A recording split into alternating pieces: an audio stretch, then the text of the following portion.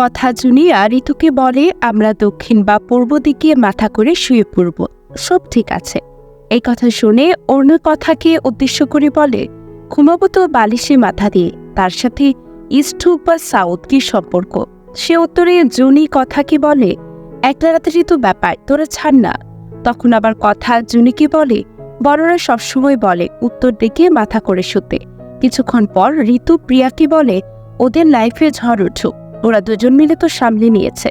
হঠাৎ করে জুলি বলে বসে ঠিকই তো, ওরা দুজনে মিলেই তো আনন্দের মুকুটটা বাঁচালো। আমি তো কোনো কল্পনা করতে পারছি না, আবার যদি আজকে মা নন্দী মুকুটটা চুরি হয়ে যেত। সেই উত্তরে কথা জুলিকে বলে মা নন্দী নিজেই নিজের মুকুট রক্ষা করেছেন।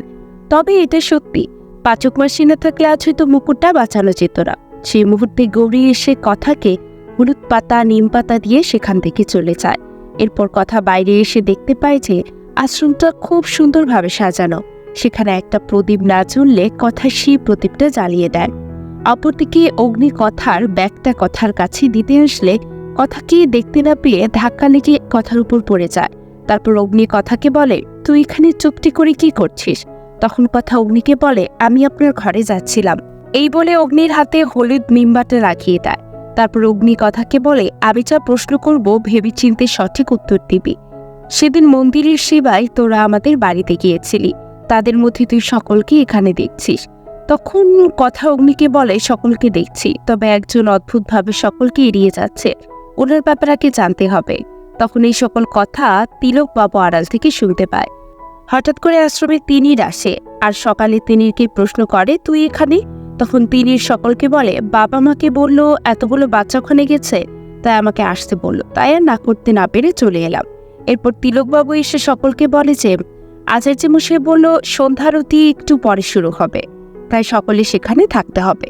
তারপর ঠাকুর ঘরে সকলে এলে আচার্য মশাই কথাকে বলে তুমি গান গেয়ে সন্ধ্যারতি আরম্ভ করো।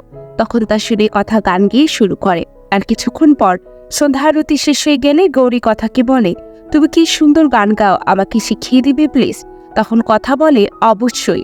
তারপর গৌরী কথাকে বলে এখানেরা সকলে আমাকে গালমন্দ করে, তবে তিলক তাদের একটু বেশি করে, কিছু না করলেও বকে, কিন্তু সকলের সামনে খুব ভালো আচরণ করে।